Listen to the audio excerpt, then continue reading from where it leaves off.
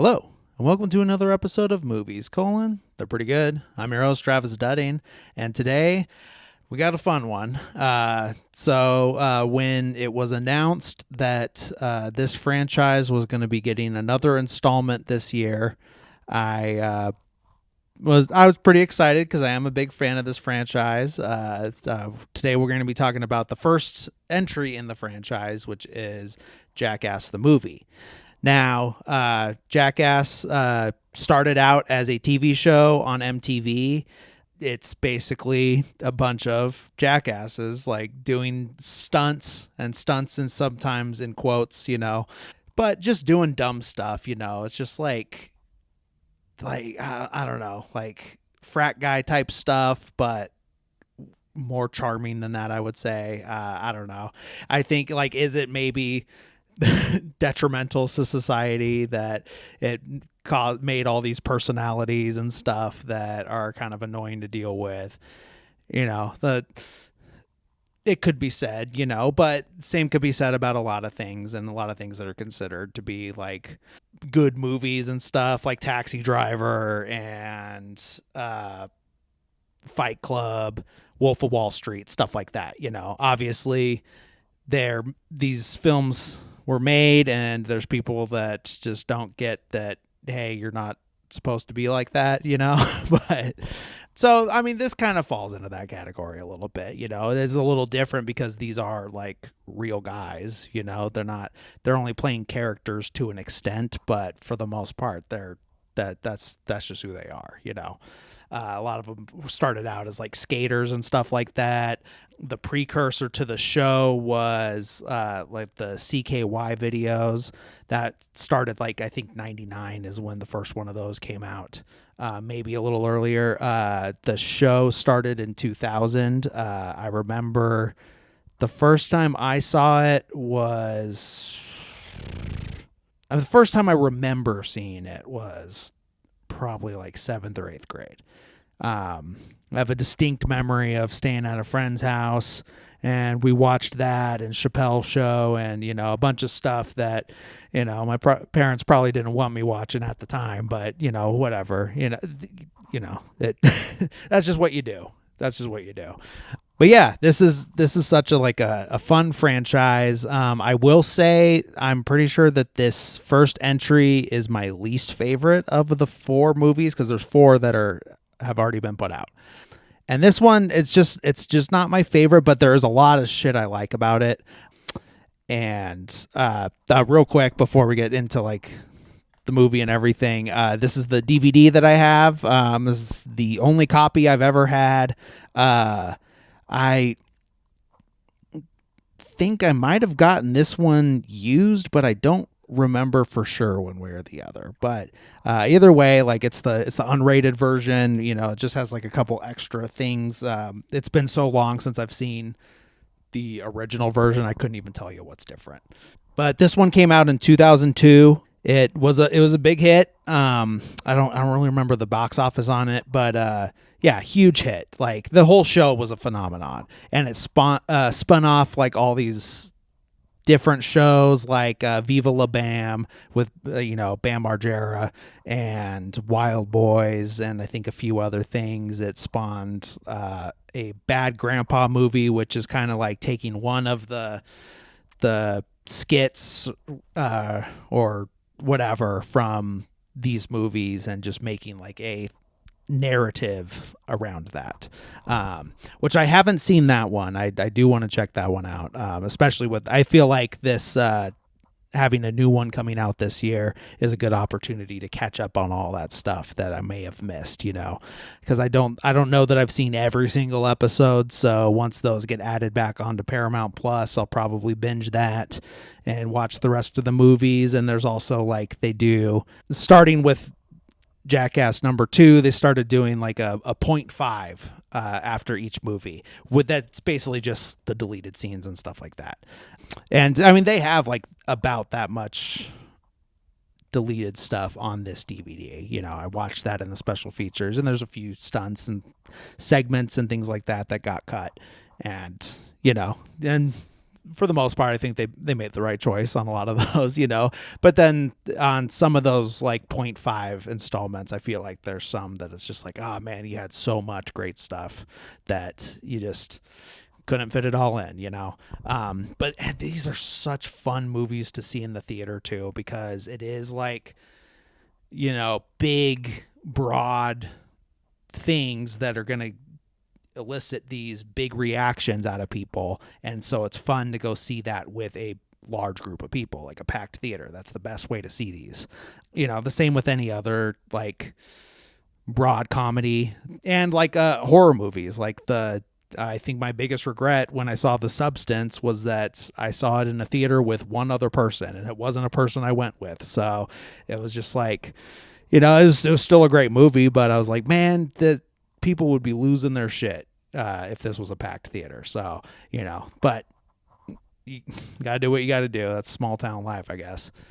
But because of the nature of this franchise, like altogether, with it being like stunts and things like that, they got to put the warning at the beginning. The warning usually is followed by their like skull and crossbones logo, but instead of the crossbones, it's crutches, because they're just getting hurt and fucked up all the time. So first thing we see is basically this scene from the cover of them in a giant shopping cart and just rolling down a hill, like I think it's a bridge in not Hollywood, but in LA for sure, like just on the outskirts of downtown LA. But yeah, it's a fun sequence. You get the iconic from the TV show, like, "Hi, I'm Johnny Knoxville and welcome to Jackass," because Johnny Knoxville's like basically the main guy, like the ringleader, that type of thing. But all these guys are big deals. Most of them are pretty recognizable names and everything. But yeah, the first like actual stunt skit, everything like segment, I don't know what you want to call it, is Johnny Knoxville going to a rental car facility. I forget where exactly it is. I just know it's somewhere in Oregon. And he goes in there, gets a rental car. He's in a disguise and everything. There's a hidden camera. He's got a hidden camera, and I think someone else might be with them also with the hidden camera. And so he goes in there, rents like an old beat up like 90s car, and drives it away, giggling and stuff. Takes it straight to a like body shop, and they start like modifying it and all this stuff and getting it ready for a demolition derby, basically. And so yeah, he's in this demolition derby. I think Aaron McGay is also in it, but you just don't see him in the like clips or anything like that. And I believe it's his cousins or something that were the body shop owners.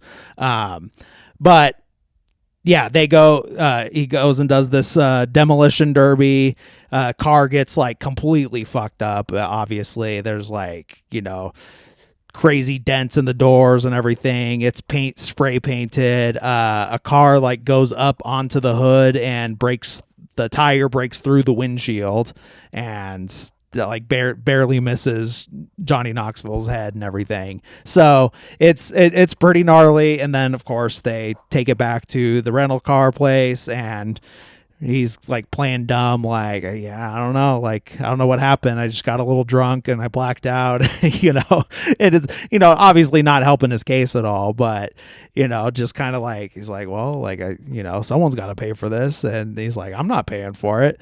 And goes and gets the two blow-up dolls out of the back seats and runs away with them, and then the guy's all pissed off. It's one of those things that it's like they obviously took care of it and everything, but just for the camera, you can't show that part. I mean, you can show that part, but what's the fun in that? It's like, it worked out. They're not going to fuck over the small business just for fun, even though a lot of the stuff in this first movie and as well as the TV show, I feel like it's a lot more mean-spirited than the later stuff and everything. Not that it was like, these perfect angels on everything after this, but there's a lot of the stuff is a little meaner and unnecessary and offensive, doesn't age well, things like that.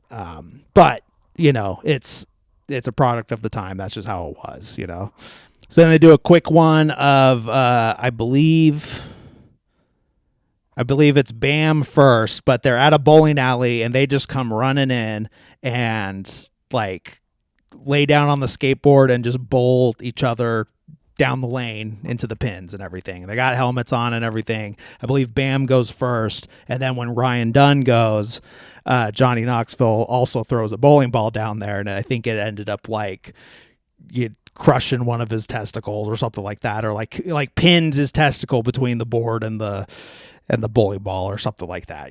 So, something that did not feel good. But yeah, what I love about that one is all the like regular customers that are in there and just like cracking up and like can't believe what they're seeing. Then the next one is they have like a muscle stimulator that they're hooking up to each other, and they're like got it hooked up to their chest, and they're shocking each other, and they put it on their face.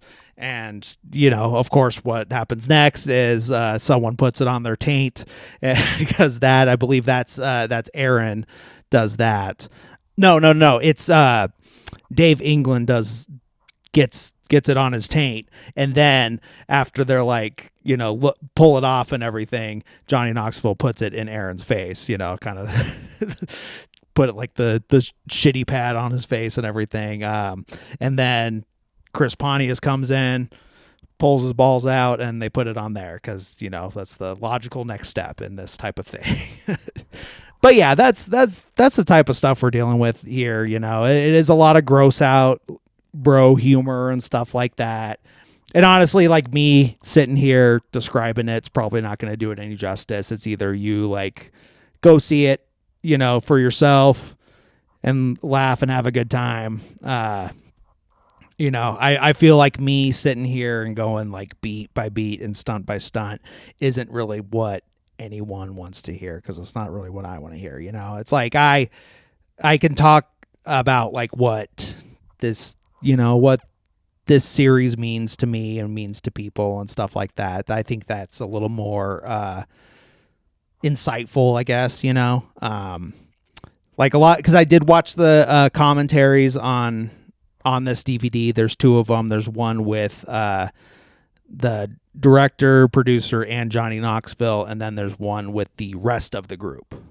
And, like as is expected with this type of movie, obviously a lot of people got pretty injured. I believe the first one to get like crazy injured, at least in order of how the movie's laid out, is Johnny Knoxville in a golf cart stunt. Basically, they have these like golf carts that they're driving around in like abandoned mini golf place or something like that, or closed down, at least, maybe not abandoned.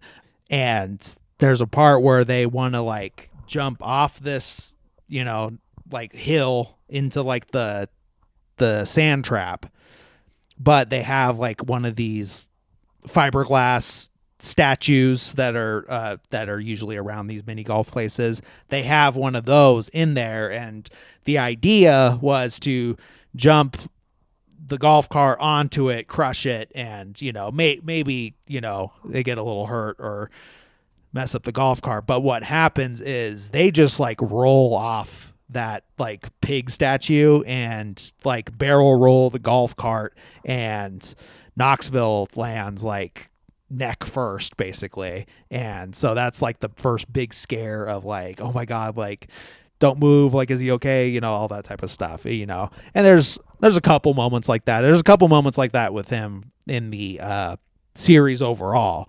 And I just read an article today. Well, I read a blurb from the article basically saying that if Johnny Knoxville for the new one kind of had to take it easy on this fifth one, because he's basically like one TBI away from like maybe dying. It's just like he's gotten hit in the head so many times and all these like crazy injuries. He gets at least one concussion just in this movie, when he does like a boxing match against Butterbean, and like he was like this like heavyweight boxer of the time, big guy, obviously, and with a name like that. And yeah, he gets just knocked the fuck out in the middle of a department store, and what's crazy about that is like he full on like is knocked out where he's like snoring. It's like weird. Like I've never seen anything like that except for on here.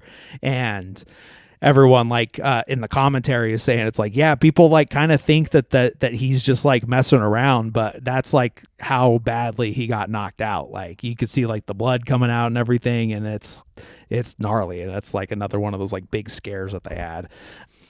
Another like aspect of this that like makes it like a little less fun than the other ones, I say, even though this is kind of the case for Jackass #2 as well, is Steve-O's famous addiction problems that he had. Like he was doing all kinds of drugs for a very long time, like since a young age, and he was going like full tilt during this time and everything. I know a big thing from the documentary, because they did like a multi-part documentary when he got clean, and he has stayed clean since. I'm pretty sure. Like I feel like if there was like a relapse incident, we would have heard about it, and I don't recall hearing anything like that.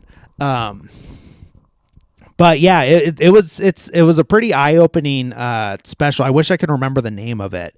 And it was like put out on MTV. That's the other crazy thing, is like MTV just like went away recently. Like that's very recent that it happened. So it is kind of like another thing that makes this kind of fitting, not that this is the only MTV movie franchise, but this is just the one that fit in with everything, in my opinion. So yeah, it does make it like a little, there is like a shadow over it a little bit, like knowing that, and during like some of these sequences, because he does seem like a little out of it sometimes. Not too bad, not as bad as like the clips they show in the documentary when he's like doing whippets and stuff and just destroying his brain cells, like binge drinking, like all this stuff. Like he was doing like pretty much everything. But like I feel like the biggest thing for him was the like whippets and huffing and stuff like that, like the nitrous canisters and stuff. But yeah, so that's obviously like a little bit of a shadow over everything with that. I am glad that he got clean and everything, and I think it's just like I said, that same shadow's over the second one as well, but I think that one's just a little better, and I think they think that that's their best one, I believe is what they've said, just all the guys are like, yeah, Jackass #2 was the best one. That's the first one I saw in the theater, and I've only seen the even number ones in the theater so far, so I'm gonna break that curse with number 5. I will go see it in the theater, but it just didn't like work out for me. Like when the first one came out in 2002, I was in like 7th grade, and yeah, like some people probably went and saw it in the theater when they were in 7th grade. My parents weren't going to do that, even though I saw a lot of stuff that was like pretty adult back then. But yeah. And then the third one came out, I believe, either when I was in basic training for the Air Force or like my technical school that I had to go to after that. So it was just like a time where I just wasn't going to be able to go do that. I saw it on DVD or Blu-ray when it came out, and so I watched it as soon as I could, but I just didn't see it right then. Another crazy thing about this is that I mentioned the bad grandpa aspect of it. So Johnny Knoxville dresses up in this like elaborate old man costume and everything. It's like, movie special effects. It's like, if you didn't know any better, unless you had to be like looking really close to know that it's not an old man, basically. But one of the other people that is in this segment with him is director Spike Jonze, and he comes back and does it in #2 as well. So it is just kind of funny that you got this guy that's like known as this like kind of a little bit of an auteur director. You know, he did Her, he did Where the Wild Things Are, and here he is like dressed as an old man flying down a hill in a motorized scooter and scaring the shit out of people because they think it's this old man that's like about to crash, and he's just like, oh, that was fun, can we do it again? You know, just messing with people. And another like huge name in this is Tony Hawk. He shows up in a fat suit. They're at a skate park. It's a van skate park. I wonder if it is the I forgot to look this up, but there used to be a van store with a giant skate park like attached to it at the Ontario Mills Mall in California. I think Ontario is San Bernardino County. If not, it's Riverside County. But it's this huge mall complex. You know, it's mostly outlets. It's a little overcrowded the last couple times I went. I think it's one of the last rainforest cafes in California, maybe even anywhere, is still there. But they used to have this giant skate park there at the van store, and it was crazy. Like me and my dad and my brother went there one time to kill time. I think it was someone's baby shower. Like it might have been one of my cousins' baby showers, and you know, that was just like, that was also back before these like all gender baby showers were more of the norm like it is now, you know. Because back then it was just like, nope, this is a thing that only women do, you know. And it's like, it's not like that's bad to like still want to do that, you know. It's just, I guess it just depends on what your family and what your friend group is like, you know. If like you have a bunch of guys like this movie, you probably don't want them at your baby shower. But if, you know, whatever the dynamic is, you know, times change. But that's basically what we were doing at that mall. Was just killing time, and we had a good time. But it is just funny to see Tony Hawk, like, who is just so famous and so huge, and he's just so much younger in this, and he's just like wearing a fat suit doing all kinds of crazy tricks on a skateboard. And I think it's Matt Hoffman is also in a fat suit, but he's doing BMX stuff because that's his expertise, you know. And that kind of like right there is a little bit of what like doesn't age the best, you know. Obviously, like a lot of fat jokes and stuff like that. This is probably not a surprise to anybody. A lot of homophobia, you know, but also like at the same time, not as much as you would think. Like it is a little more like, I feel like a lot of these guys are pretty confident in their sexuality, you know. So it is like there's a lot of like the homoerotic humor that comes with that, and it's the same type of shit you get in the military, and things like that, you know. It's, yeah, there's definitely stuff that can go too far and is like just offensive, you know, but for the most part it is just like just messing around. But, you know, there is a lot of stuff from this era that is just like full on gay panic. Like, oh man, wouldn't that be the funniest thing if a guy was gay? Or wouldn't that be the worst thing in the world if someone was gay? You know, that's the type of stuff that like obviously doesn't age the best. And then like, I think, even though I think it's that they're okay with it for the most part, I do feel bad for Bam Margera's parents in pretty much anything that he does to them.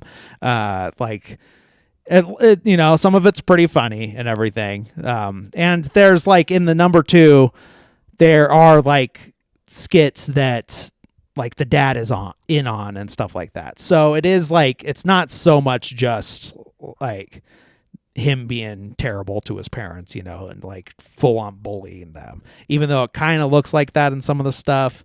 And it's just like a little immature compared to like stuff that they do later on in the series and the franchise. And yeah. But like I said, obviously a lot of those, like a lot of fat jokes and stuff like that, you know, jokes about wee man being short and everything. But, you know, it's also what, you know, each individual person is entitled to what's going to bother them and what's not going to bother them. And if you have a dynamic where hey, we just all joke around, that's one thing, so it's not up to me to decide like what is offensive to Wee Man or Preston Lacey, because he's the bigger guy of the group, Preston. But yeah, just interesting to think about, there's like how much times have changed and everything, and what like was so normalized at the time, and what we're like now like looking at it's like, I don't know, like that's a little too far.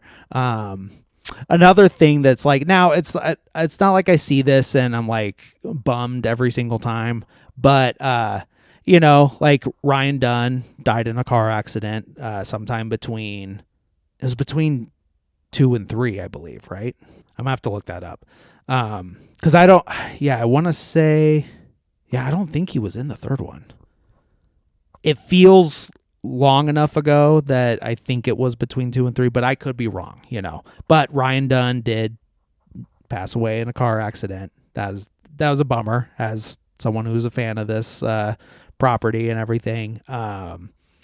It definitely hit Bam Margera super hard. I feel like he is still dealing with that. He has had ever since then. That's when, basically right around when Steve-O got clean and then Ryan Dunn died, that's when Bam Margera's like addiction problems started and everything like that. And that's when he started going downhill, and he was getting violent in public and things like that. And he's in and out of rehab a lot. I think he got out recently and seems to be doing okay, but that's the thing with addiction, is like you can be doing fine now, and then something happens and you're back off the wagon, So yeah, that stuff's always a little bit of a bummer, obviously. But it's still fun to see him in this, and he's having a good time, and that's what's important. It's like you want to look back on these things with positivity and not just having it make you sad all the time. And I hope that Bam continues to be okay and everything, for his sake and his family's sake, because that's got to be really hard to deal with. I've been pretty lucky that hasn't affected my life and my family too much, but I know that's not the same for a lot of people. A lot of people do have to deal with it, and it's rough. But yeah, and I think, and that's also why Bam was not in the fourth one, because that was like kind of the peak of his problems and everything when they were making that one. But I know he is going to be in the fifth one, but I'm hearing that he didn't film new stuff recently. It is like some archival stuff. So I don't know. Like it's like, because he kind of was like a couple weeks ago when that was announced, it seemed like he had like these like real hard feelings about getting cut out of the fourth one.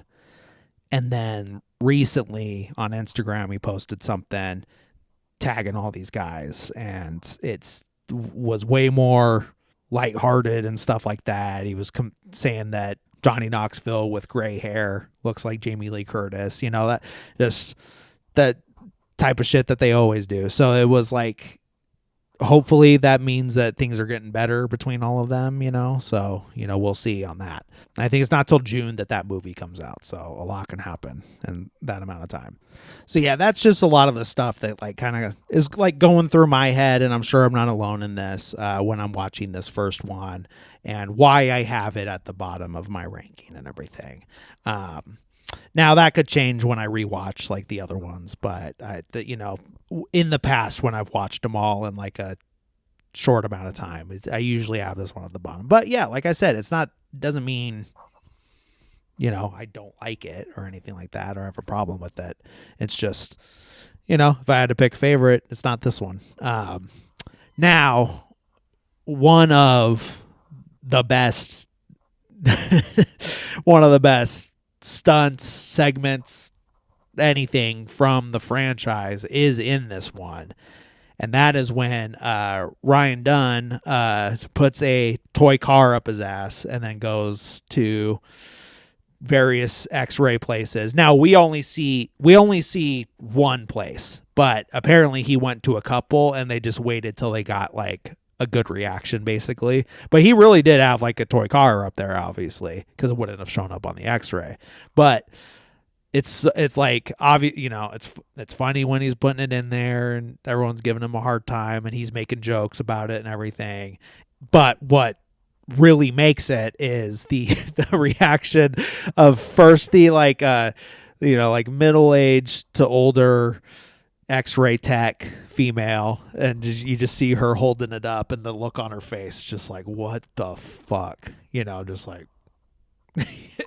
And then you see the doctor get it, and it's this like older Cuban guy that is calls someone else, like another colleague or something like that, and because he's probably just like, what the hell do I do in this situation, that type of thing. And you see him on the phone like talking in Spanish, like, it's a little toy car, and the whole guise of him going in there, he's like, yeah, like, I was partying with these frat guys and I passed out. We were drinking and stuff, and I passed out, and it's just like, I don't know, like my back kind of, like my lower back kind of hurts, like kind of hurts when I sit down. I just want to make sure I didn't like break something or anything like that, or dislocate something. And so they do the X-ray. Obviously there's a little toy car in there. It's like showing up perfectly on there. And but yeah, when he's like telling them, and he's like, yeah, you do you know what that is? And he's like, no. It's like, it's a toy car. He's like, well, I don't remember eating that. He's like, no, you couldn't have eaten that. Like, it had to go the other way up. And he's like, what do you mean? Like, someone put a toy car up my butt? And he's like, I don't know. Like, maybe you were drinking and messing around and doing like sexual stuff, that type of thing.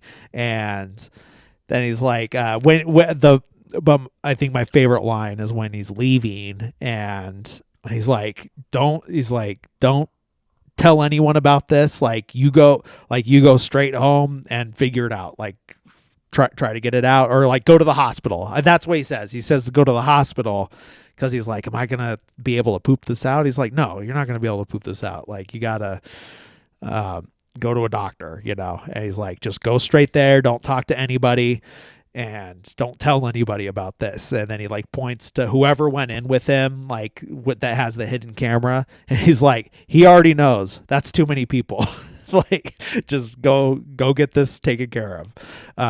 But yeah, it's such a funny bit. And, he takes it out. It's fine. He has a little bit of bleeding, but that was funny, because I don't remember if it was in the movie, the extended scenes or the commentary, but when they're like looking at the car before or after, someone made the point. It's like, yeah, penises are bigger than that, so like it should be fine, So that's true, and those go in there sometimes. So, but I think like the biggest concern was like just the shape of it, and if there was like a little like side mirrors on it, that's the type of stuff. So he ended up being fine from that, at least. And I will say, like, the one thing, like, before I like wrap it up, because it does end with a like in 2063, the son of Jackass, and it's that all of them in old age makeup,